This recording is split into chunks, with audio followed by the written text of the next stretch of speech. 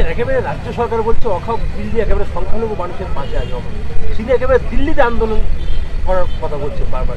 এর আগে রাজ্য সরকার যা বলেছে একটা সত্য কথা বলে, আনিস খানকে 1 সপ্তাহের মধ্যে বিচার দেবো দিয়েছে, তিলোত্তমা বোনের বিচার দিয়েছে, 10,000 মাদ্রাসা করেছে, মাদ্রাসা আলিয়া ইউনিভার্সিটি করেছে, ডবল চাকরি, আর কত বলবো? আমার শেষকালে নামাজ চলে যাবে ওর মিথ্যা কথা বলতে বলতে। অতএব যা বলছে সব ঢপ, মুসলিম সমাজকে বোকা বানাবে বলে ইমামদের ডেকে একটা মিটিং করে সেটিং করার চেষ্টা করেছিল। তবে ধন্যবাদ জানাই, একটা বড় অংশের ইমাম কিন্তু এর মুনাফেকি, এর চিটিংবাজিটা ধরতে পেরে গেছে, তাই যাই নে। তা লাস্টে কি করবে? প্রশাসনের লোকেরা হাফ প্যান্ট পরা ইমাম ঢুকাচ্ছে, তারপরে মহিলা ইমাম দেখলাম আবার, এই সব দিয়ে কোনো রকম ম্যানেজ করতে চাইছে। কিন্তু দুঃখ, এ কথা যখন বলেছিল আশেপাশে অনেক তো মুসলমানদের নেতা ছিল, একটা কেউ বলল না যে পরক্ষণ মাইগলে যে আপনার জন্য বাংলায় লড়লাম, আপনি বলেছিলেন কলকাতার রেড রোডে পুরো দেশের মুসলমান বিপদে পড়লে আমি সাথে আছি, দেশের মুসলমান ছাড়েন, বাংলার মুসলমানের একটু সাথ দেন না, কিচ্ছু করতে হবে না, শুধু বলুন আমি তো বিজেপির দুশ্মন, উনি তো বলে বিজেপির দুশ্মন, তোরা বিজেপির বিরুদ্ধে বল, আমি যা ওয়াকফ ঝেড়েছি এটা বলিস নি, এখন পরে বলবি, এখন তাহলে মিটে যেত।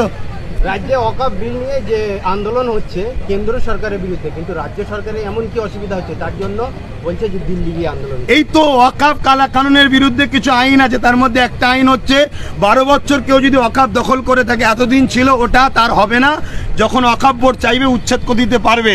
কিন্তু কেন্দ্র সরকার মুসলিম দরদিন নামে যে মুসলমানদের শেষ করতে চাইছে, তাতে লিখেছে ওই আইনের মধ্যে 12 বছর কেউ থাকলে সেটা তার হয়ে যাবে।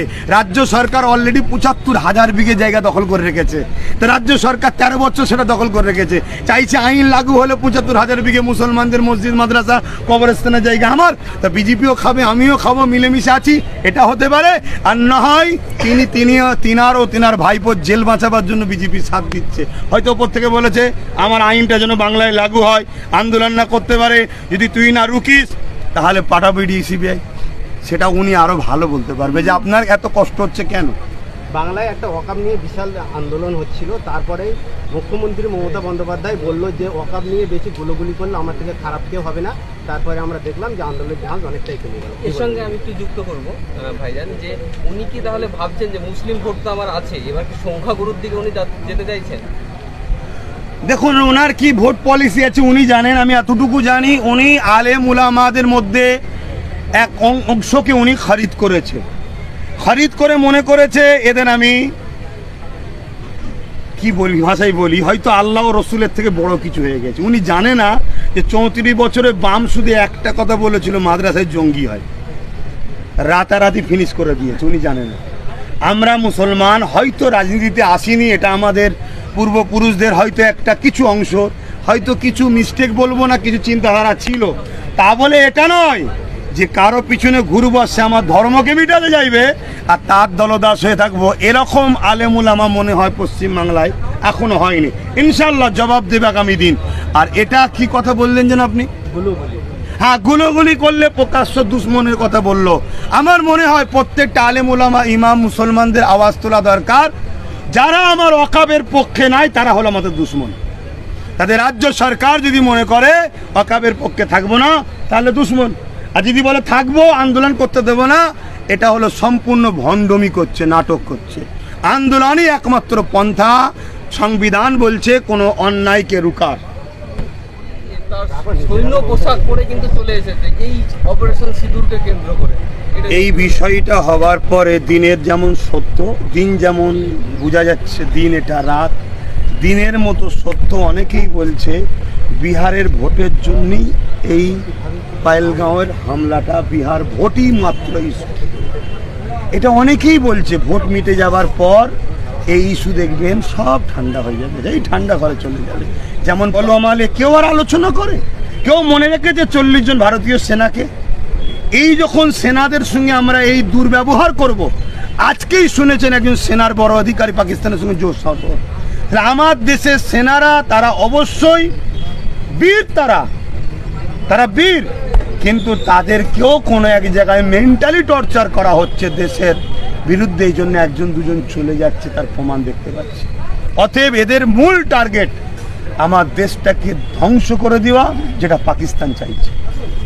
এখন অনেক গুপ্তচর বেরোচ্ছে ভারত থেকে এবং তাদের অনেকেই সারপ্রাইজিংলি আমি যদি বলি তাহলে তারা কিন্তু মুসলিম নয়, অন্য ধর্মের, অন্য এর যদিও ধর্ম কারো হয় না যারা সন্ত্রাসবাদী হয়, কিন্তু তাদেরকে নিয়ে কিন্তু মেন স্ট্রিম মিডিয়া থেকে শুরু করে সরকার থেকে শুরু করে তারা কিন্তু চুপ, কিছু বলছেন না। আপনি যে বললেন সন্ত্রাসদের ধর্ম হয় না, এটা অন্য সব ধর্মের ক্ষেত্রে হয়।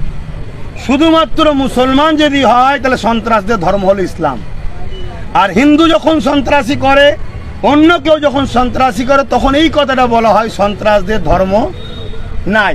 কিন্তু 100% আপনার সঙ্গে আমি সহমত, কোনো ধর্মই সন্ত্রাসী শিক্ষা দেয় না। হয়তো আরও কিছু কালচার এক ধর্মের সঙ্গে আরেক ধর্মের কালচারে না মিলতে পারে, এটা স্বাভাবিক, এটা স্বাভাবিক। আর এটাই তো মানে সৌন্দর্য একটা, যে আমার এক পছন্দ তোমার এক পছন্দ, এই অধিকার দেশ দিয়েছে, সবাই সবার পছন্দ নিয়ে চলে। কিন্তু আমি ইসলামের অনুসারী হিসাবে আমি 100% আপনার সঙ্গে সহমত। যারা এই সন্ত্রাসী করছে এদের জন্ম হয়তো হিন্দু ধর্মে হলেও কিন্তু এরা হিন্দু নয়। কেন হিন্দু ধর্ম কখনো শিখায়নি যে সন্ত্রাসী করা, দেশের সঙ্গে গাদ্দারি করা। কিন্তু দুর্ভাগ্যের বিষয়, কোনো মুসলমান যখন ধরা পড়ে সেই দিকে আরো পকেটও কেটে লাই। মেন স্ট্রিম মিডিয়া যেভাবে ছুটোছুটি করে যেন মনে হচ্ছে পাকিস্তানের প্রধানমন্ত্রীকে ধরে এনেছে, আজকে এক্ষুনি ফাঁসি দেওয়া হবে। এরা যা ভাবলাই, এটা অনেক দুর্ভাগ্য। আর এই বিভাজন হচ্ছে বলে দেশের ক্ষতি হচ্ছে। তাই সন্ত্রাসকে সন্ত্রাসভাবে পরিচিত করা হোক, সন্ত্রাসের সঙ্গে সর্বোচ্চ শাস্তি, দেশের বিরুদ্ধে যখন গেছে তার শাস্তি একটাই হওয়া হতে, তার মৃত্যুদণ্ড।